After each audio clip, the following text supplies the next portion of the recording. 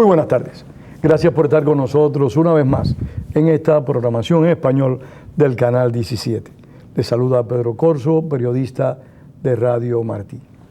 Hoy vamos a hablar de un país que hace varias semanas que no abordamos, pero que continúa estando en los cintillos más importantes de los periódicos, porque lo que allí acontece no solo repercute al interior de él, y me refiero a Venezuela, sino que repercute en muchos países del continente y en cierta medida también en la política mundial. Para abordar este tema, pues hemos invitado a un viejo conocido de esta casa, Alexis Ortiz, analista político, periodista, y a José Hernández, periodista de El Venezolano. Ambos conocen profundamente su país, la política de su país, participaron en gestiones políticas y han informado ampliamente sobre lo que allí acontece. Para ponernos al día a todos, entre ellos a mí, pues los hemos invitado. Gracias a los dos por estar acá. Gracias a ti. Vamos a empezar con José, que es primera vez que nos visita Alexis. No, y además hay que respetar la edad. Sí, yo estoy de acuerdo contigo. En eso nos supera a los dos. Sí. José, Usted debe haber empezado yo, no ustedes dos. No cualquiera decir otra cosa. Pero... José, ¿cómo tú aprecias la situación de Venezuela en este momento? ¿Aprecias algún cambio, digamos, en las últimas semanas? ¿Alguna situación de crisis? Y cuando te hablo de situación de crisis me refiero a la del gobierno y a la oposición, por supuesto. Venezuela tiene una tragedia porque el 96% de sus ingresos dependen del petróleo. De cada $100 que entran en Venezuela, 96 provienen del petróleo. Y si los precios del petróleo se caen como se están cayendo, el país le va mal. Esté quien esté ahí. Si además de eso tú le agregas la filosofía del socialismo del siglo XXI, el desastre es doble, porque aquello ni crece, ni los ingresos le crecen como le crecían antes. Tú puedes aplicar un socialismo del siglo XXI con un petróleo que sube de manera constante porque vas a tener una caja más o menos abundante. Pero tú no puedes aplicar un socialismo del siglo XXI en una sociedad que lamentablemente no tiene capacidad de producción de ningún tipo, no genera empleo, no genera riqueza, no genera impuestos. Entonces, ¿cómo hace? Estamos viviendo un proceso de estanflación, que es inflación. Sin crecimiento económico. No solo sin crecimiento, con decrecimiento. Hace 2 días presentaron ante la Asamblea Nacional el presupuesto nacional, que en el caso venezolano es una ficción. En los últimos 8 años, cuando tú analizas el presupuesto, todo el presupuesto se ha financiado. Y en casos trágicos, por ejemplo, como en 2011, 2012, la financiación de ese presupuesto alcanzó el 82% del presupuesto. O sea, el presupuesto se duplicó con plata prestada. Esa plata prestada todavía está debiéndose, todavía hay que pagarla. Dentro del presupuesto que presentaron, $1 de cada $5 va a pagar deuda. Entonces te podrás imaginar la situación con además un gobierno que tiene una tragedia política encima, que tiene un problema de legitimación severo, que nunca terminó de cuadrar las cuentas y que además tiene un ingrediente que no existía en Venezuela desde hace mucho tiempo: presos políticos. Todo eso junto, más una serie de posiciones como la Iglesia Católica, los partidos políticos y una serie de cosas que van aparte, te generan todo el cuadro, al que además le puedes agregar un ingrediente adicional, que es una violencia manipulada por el Estado, con unos señores que son unos colectivos que nadie sabe de dónde salieron ni cómo aparecieron. Es un aspecto que quisiera abordar independientemente al resto de lo que vamos a tratar. Pero que no lo puedes sacar del combo. No, por supuesto, no, está en el contexto nacional y pudiéramos decir bien introducido en todo el país. Están presentes en todo el país y eso se apreció en la medida en que fueron reprimidas las protestas de principio de año. ¿Y no son una novedad? No. Okay. Yo creo que es muy importante que aclares eso, que no es algo nuevo en la política venezolana. Lo que es que ahora le tiraron, como decíamos en Venezuela, les tiraron los pantalones. O sea, pues, antes tú tenías unos chorcitos porque eras un muchacho chiquito y no te decían caso, después te tiraron los pantalones. El gobierno del fallecido y este gobierno les dio fuerza, le dio rango a los colectivos que ya existían. Antes de Chávez. Antes de Chávez. Sí, hay que aclarar eso porque muchas personas creen que muchos de los problemas que está enfrentando Venezuela han surgido durante el mandato de Chávez, pero hay problemas que vienen realmente acumulándose por años, que en cierta medida permitieron que Chávez llegara a poder. Pero se han agudizado mucho y además se han agudizado con una conciencia particular del Estado. El Estado ha participado en el agudizamiento de ese tipo de situaciones. Lo ha permitido ampliamente. Alexis Ortiz, El cuadro económico que nos ha descrito José es realmente lamentable para el pueblo venezolano. Tu visión política asociada a ese cuadro económico, tanto de la oposición como del gobierno. Bueno, fíjate tú, Pedro y José, aquí realmente lo que llama la atención es que Venezuela se ha ido convirtiendo, en virtud del gran fracaso, del espectacular fracaso del castrochavismo, se ha ido convirtiendo poco a poco en un Estado fallido. Un Estado es Estado porque monopoliza la violencia y tiene los instrumentos para gobernar, para resolver los problemas de la gente, para mantener una convivencia social. Bueno, ya el gobierno venezolano no monopoliza la violencia. Es decir, hay grupos violentos, estos grupos colectivos que comenzaron como bandas de delincuencia común en el prechavismo. Y que actúan con independencia del gobierno aunque tengan la anuencia del exactamente, gobierno. Y que durante el chavismo se han convertido en aparatos paramilitares financiados, armados y protegidos por el gobierno, pero resulta que estos grupos que llaman colectivos, pero que es una manera eufemística y muy amable de llamarlo, porque son grupos paramilitares fascistas, violentos, criminales, ¿verdad? Es decir, me parece absurdo que nosotros en la oposición hayamos cometido el error de comprar ese nombre para estos grupos, para estas bandas criminales. Hay un punto, y disculpa que te interrumpa, que algunos de nosotros siempre hemos insistido. Los gobiernos autoritarios se inventan un vocabulario y empiezan a identificar determinados fenómenos, y nosotros, sin darnos cuenta, seguimos esa marca. Por ejemplo, en Cuba le decían a los opuestos gusanos, en Venezuela le pusieron escuálidos. Y hay gente que se siente satisfecha diciéndose yo soy gusano y que se siente satisfecho diciéndose yo soy escuálido. No, no son colectivos, son paramilitares. Lo que son paramilitares y bandas criminales armadas, protegidas, financiadas y armadas por el gobierno. Ahora bien, esto es lo que atañe a la violencia. Entonces ellos comparten, ya no monopolizan la violencia del Estado, ellos comparten con estos grupos paramilitares la capacidad de hacer violencia. Pero además hay una capacidad de hacer violencia que tienen las bandas armadas, criminales, de delincuentes comunes que tampoco son controlados por el Estado. La delincuencia, que siempre fue un problema importante en Venezuela, se ha desbordado hasta el paroxismo, hasta extremos realmente desenfrenados. Es algo, bueno, Venezuela vive una constante guerra, los partes de guerra, de muertos por la delincuencia común todos los fines de semana son algo horripilante. Pero además, Venezuela, el Estado venezolano, por eso decimos que se está convirtiendo en un Estado fallido, el Estado venezolano ha perdido toda capacidad de instrumentar la convivencia social, de resolver los problemas, de mediar entre los ciudadanos. Jugaron deliberadamente a crear odios, división social. La corrupción los desbordó, de tal manera que ya los problemas todos se complican. La inseguridad, el desabastecimiento, la inflación, que bueno, el desabastecimiento es tan grande que hasta hay escasez de papel higiénico. La inflación es la más alta del mundo en este momento, es decir, por donde quiera que metas la vista, el gobierno es un desastre total. Y entonces esta es una situación que nos crea pánico, que nos crea alarma, porque los venezolanos están sufriendo un martirio realmente espeluznante.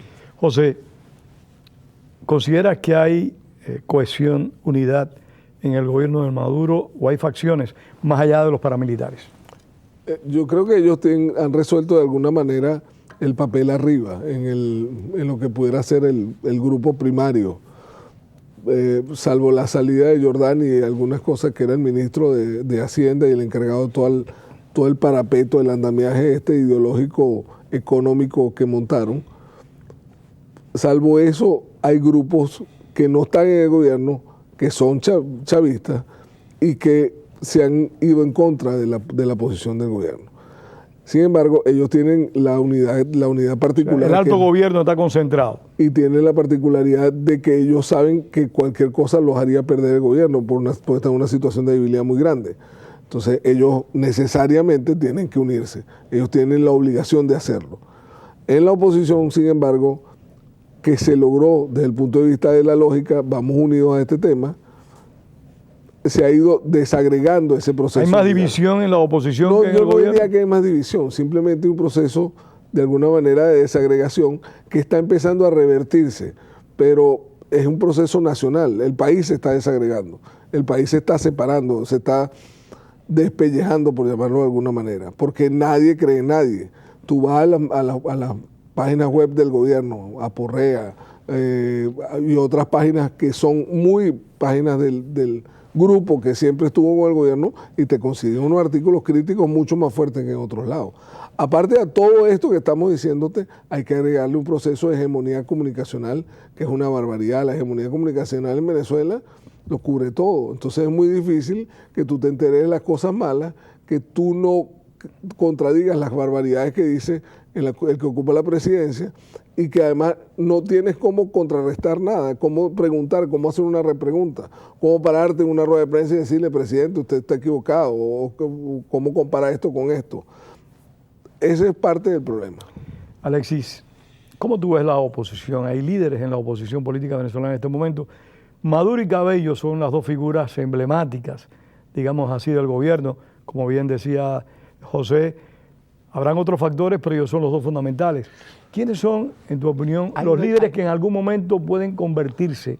Porque en Venezuela hay elecciones todavía, sí, en las que podemos o no confiar, pero hay elecciones. Hay una diferencia de fondo entre la estructura chavista, que tiene un jefe absoluto, indiscutido, que se llama Raúl Castro, porque eso es el castrochavismo, y Venezuela, Raúl Castro gobierna en Venezuela a través de una persona que ellos entrenaron, que es un muchacho demandado de ellos, lo que se llama en lenguaje taurino un monosabio, que es Nicolás Maduro. Entonces, allí hay un centro de dirección muy claro que permite el desarrollo de una estrategia que, aunque tenga muchos problemas de confrontación y eso, sobre todo por el desastre que es la situación de gobierno del país, de gobierno real, de gestión de gobierno del país, hay una fuente de poder hacia la cual Maduro fue, yo no sé si está todavía allá, pero en estos días estuvo ya en Cuba, en Raúl Castro, bueno, buscando orientación y recibiendo orden. Alexis, me agrada que hayas abordado el tema de Raúl Castro. ¿Por qué? Porque en ocasiones escucho comentaristas que desde Venezuela hablan, políticos también, que hablan de las dictaduras que ha padecido América Latina y no tocan la cubana, cuando es realmente, desde mi perspectiva, la verdadera culpable de lo que acontece en Venezuela. Yo creo que hay que atacar, los venezolanos y los cubanos tenemos que unirnos juntos en atacar al régimen de Maduro y al régimen de Raúl Castro. Pero háblame de la oposición venezolana.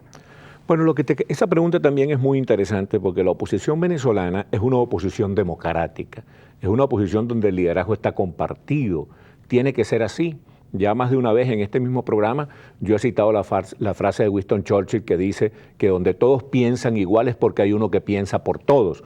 En la oposición venezolana no hay un Raúl Castro, un macho que domestique y atropella a los demás, sino que está María Corina, está Leopoldo, está Henry Capriles, está Henry Ramos, está Antonio Ledesma, está ahora Chugo Torrealba. Es decir, hay unos 10, 12, 15, 20, 30, 300, 500 líderes de la oposición que todos tienen... Y los que puedan surgir. Y los que puedan surgir, que todos tienen el mismo rango, que cumplen un papel dirigente.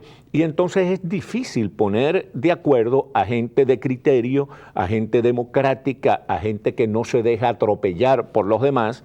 Y sin embargo, se hizo un gran esfuerzo y se completó la hazaña de la unidad de la oposición a través de la Mesa de Unidad Democrática. En los últimos meses se ha producido un resquebrajamiento de esa unidad que era un modelo mundial y ahora hay que hacer un esfuerzo por reestructurarla, porque ahorita estamos en una situación en la cual, por falta de una unidad consistente, no estamos aprovechando inteligente y eficientemente las contradicciones y los desajustes en el gobierno. Pero se está trabajando. Yo soy optimista en que estamos pasando por un periodo difícil, pero se está trabajando. Hay diferentes posiciones. Hay los que piensan que hay que poner el acento en la táctica electoral, hay los que piensan que hay que poner el acento en la movilización de masa, y los que piensan muy sabiamente que se trata de combinar con mucha fertilidad ambas estrategias, la de la movilización de masa y la de la táctica electoral. ¿Qué opinas al respecto? Yo estoy de acuerdo con Alexis en eso. Creo también que hay un esfuerzo en las últimas semanas hacia el proceso de unidad, hacia recomponer el proceso de unidad en base a eso, que no se excluyen las cosas entre sí. Hay diversas propuestas, caminar todas las propuestas de manera que confluyan en un proceso que termine sacando al gobierno del poder, porque el problema también que nosotros tenemos es que cómo salimos de esto, cuánto implica eso. ¿Es posible salir de esto? Claro que es posible. También es posible, es necesaria y es urgente la unidad de los venezolanos, porque en algún momento, cuando lleguemos al gobierno, va a tener uno que gobernar con quién, Uno tiene que gobernar con la gente que tiene y con todo lo que hay. Tú tienes que ser un país para todos los venezolanos, no como ellos, que es una mitad del país para nosotros y el resto para más nadie. José, ¿temes un proceso de caos en Venezuela, teniendo como base este conflicto con los paramilitares, el hecho de que se creen señores de la guerra dentro de las Fuerzas Armadas, gente que vayan creando sus pequeños grupúsculos de poder y que eso en algún momento haga colapsar el gobierno central? El problema de la violencia en Venezuela es que tiene demasiados años y es endémica. Uno no sabe qué va a pasar ahí. Uno no sabe a quién van a matar, no sabe quién lo va a matar. El gobierno ha reconocido que el 92% de los crímenes no tiene culpable. Tú tienes una nación que tiene más de 20.000 asesinatos a bala al año. Entonces, somos ahorita la segunda nación en el mundo en asesinatos por cada 100.000 habitantes. Y aparte de eso, no hay culpables. Entonces, en Venezuela hay una triste realidad que nadie paga por los muertos. Hay 45 muertes en los casos de ahorita, de febrero acá, en las protestas. No ha habido ningún caso en donde se diga qué pasó con un caso específico. Hay habido muertos del gobierno y de la oposición. El primer muerto fue de la oposición, pero el segundo era un jefe del gobierno. Y nadie sabe quién lo mató, aunque saben quién fue el que lo ejecutó, pero no saben qué ha pasado con él o qué ha dejado pasar con él. Ese es un proceso, el de Serra, ¿te refieres? No, Montoya. Montoya. El 12 de febrero, cuando hubo la marcha a la fiscalía, hubo 2 asesinatos iniciales. Un muchacho, no me acuerdo el nombre, que perdió la vida en una de esas cosas, tira y encoge, que lo asesinaron de un balazo, y junto a él cae uno que se llama Juancho Montoya. Juancho Montoya era uno de los jefes de los colectivos, y lo mataron con fuego del gobierno. Pero también llama la atención, Serra, el diputado que asesinaron recientemente, que ha sido un escándalo, hasta el propio dictador cubano Fidel Castro habló al respecto. Serra, que fue brutalmente asesinado, poco después se dice, dicho sea de paso, de que Serra formaba parte de los colectivos y que tenía mucha influencia en los colectivos. Poco después se produce un incidente donde mueren 5 miembros de un colectivo sin que haya una sola baja de parte de la policía. Tal parece que los cogieron a mansalva. Sí, eso, mire, es que primero este muchacho Serra era un rolo de malandro, lo han tratado de presentar como un héroe, pero era realmente un tipo que formaba... Un delincuente, para que nuestro televidente nos combinado entienda. con los paramilitares, ¿me entiende? Combinado con estos paramilitares que llaman impropiamente colectivos.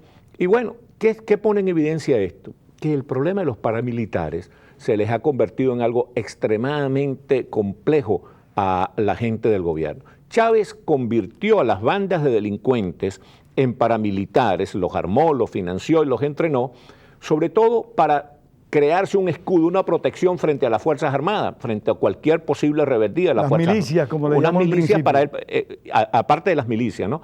Para él protegerse. Ahora les ocurrió lo que al aprendiz de brujo, que es que las fuerzas que liberó, perdió el control de las fuerzas que liberó. Ahora los paramilitares están en un proceso de enfrentamiento al gobierno que los amamantaba. Entonces la situación es muy compleja. Esto quizás es una buena noticia para las Fuerzas Armadas, porque las Fuerzas Armadas siempre vivían con la angustia de que estos paramilitares eran un competidor tremendo para los efectos de la vida militar propiamente tal. Entonces es una cuestión bastante compleja, bastante difícil. Pero no está un poco el caso confusa, Serra... un poco confusa la muerte de estos 5 paramilitares. Pero es que todo es confuso. Es que todo es confuso, ahí ¿sí? volvemos al problema de la hegemonía comunicacional.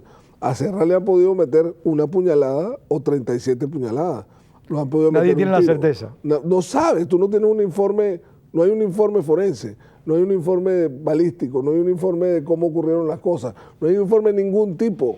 Y además Maduro hace una acusación ridícula, que es que el presidente Uribe, el expresidente Uribe de Colombia, la oposición, ahora no tiene manera, en este momento, después del que Es un crimen de ellos, Sí. entre ellos, y culpan a el caso gente de de afuera. el caso de No, y lo más, perdóname que te interrumpa, José, ahí hay algo horrible. No la necedad de Maduro, que Maduro asocia con Uribe, con la oposición, este crimen y ahora no sabe cómo hacer para confirmar, para asegurar, para demostrar esa asociación. Lo más triste es que el expresidente de Colombia, Ernesto Samper, hoy en día secretario general del ALBA, da una declaración miserable, de UNASUR, perdón. Prácticamente es lo mismo. Sí, es prácticamente lo mismo. Da una declaración miserable en el cual dice que la muerte de Serra es el renacimiento de los paramilitares, pero... No, eso no es miserable, eso son $20,000 mensuales. Sí, $20,000 mensuales. La declaración es miserable, lo que no es miserable son los $20,000 mensuales que él cobra.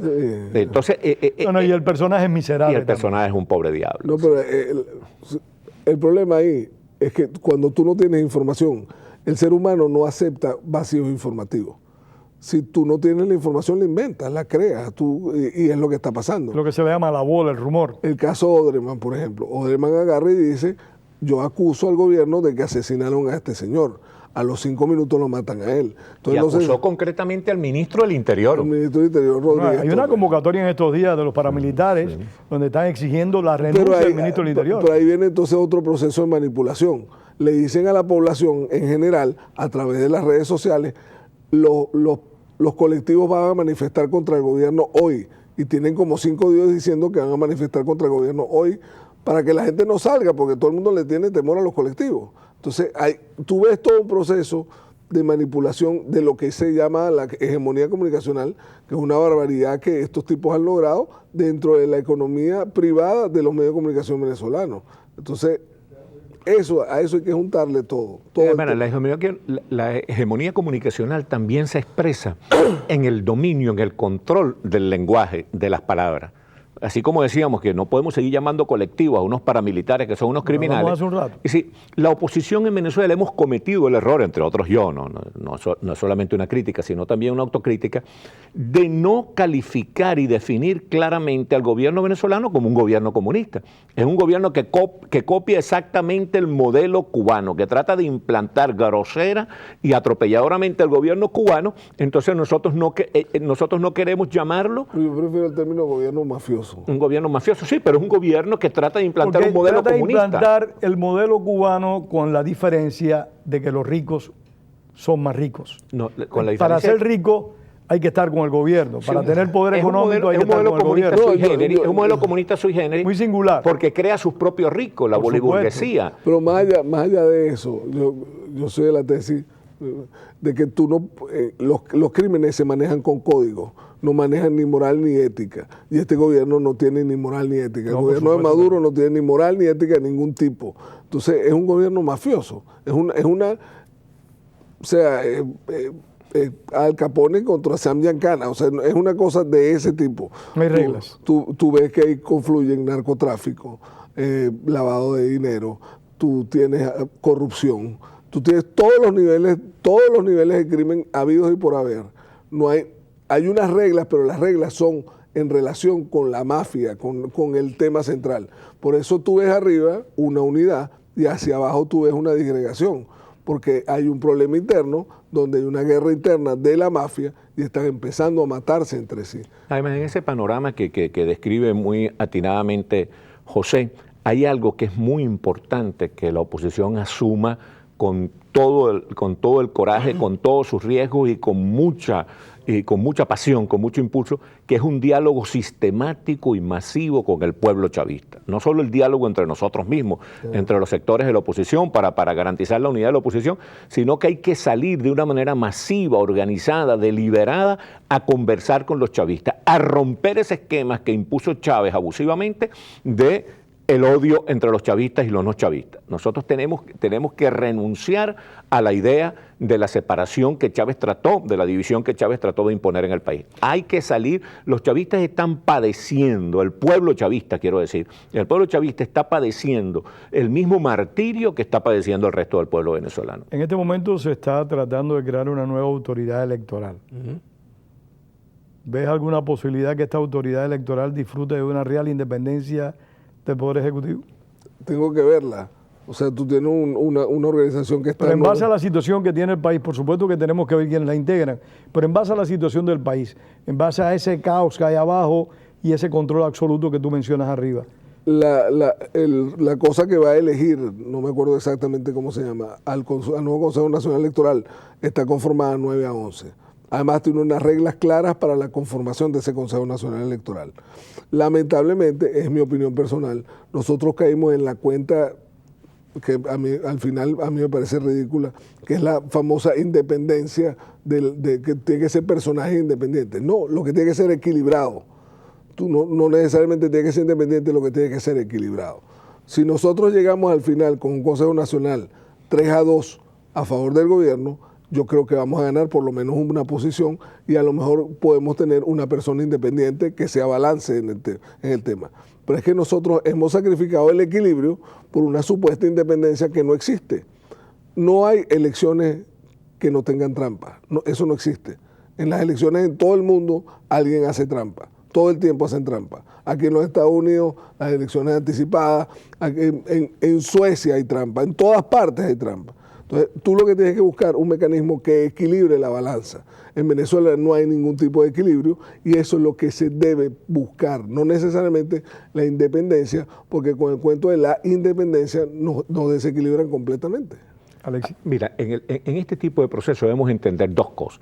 Una, que hay que defender la democracia con las uñas y con los dientes, que nunca debemos llegar a este tipo de gobiernos totalitarios, porque después nos va a costar Dios y su ayuda a salir de ellos.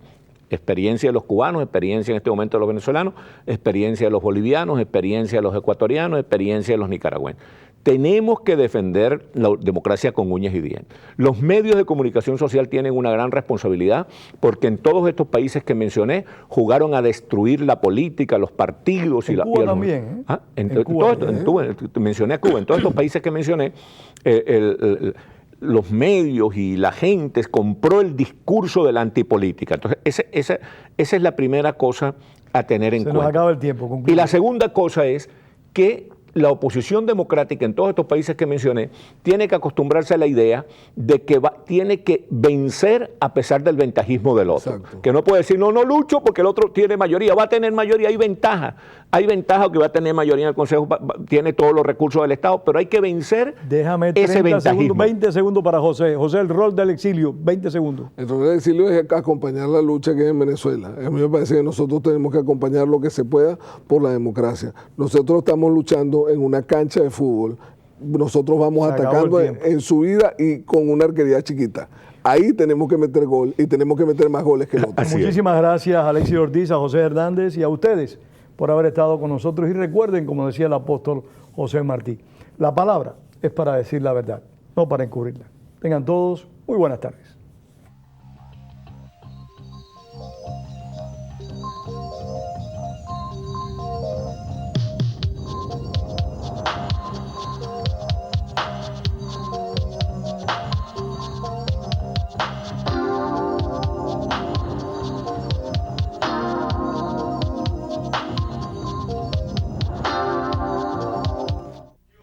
Hola, habla su amigo Pedro Corso. Cada semana usted disfruta de la programación en español en su canal 17. Esto no sería posible si no es por la ayuda financiera que usted le da a este canal 17. Envíe a este canal hoy P.O. Box 12500 Miami, Florida 33101. También se puede hacer en nuestro sitio web en wlrn.org. Muchísimas gracias.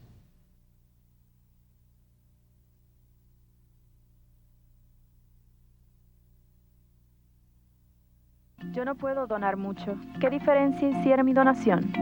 Mi donación nada más sería una gota en un cubo. No creo que ellos necesiten mi pequeña contribución. No es mucho, pero es lo que puedo donar. Yo puedo dar un poquito. Yo puedo dar un poquito. Yo puedo dar un poquito. A lo mejor pueda ayudar. A lo mejor puede ayudar. A lo mejor puede ayudar. Si va a ayudar, mira lo que un par de gotas hace. Haga su parte. Vaya a wlrn.org y agregue su donación. Estar conectado al Internet es importante. Estar conectado le ayuda a aprender. Estar conectado puede ayudar a conseguir un trabajo. Estar conectado puede ahorrar dinero. Estar conectado mantiene su participación. La Escuela Pública del Condado de Miami-Dade le insta para conectarse.